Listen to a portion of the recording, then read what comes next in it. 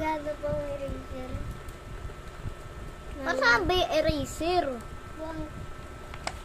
Kaya makikita mo ah. Wala kang eraser. Uy, ba, ano lang yan, 15 seconds. 15 seconds, 60 yun. Right. Ito na naman. Ay, lapis. Oo, pang sketch ko. Tapos bubulhin ko pagkapatong ng bongkon. So, magsastak na muna ako sa bahay. Draw na bahay. Hirapan ako kung paano magsusulat.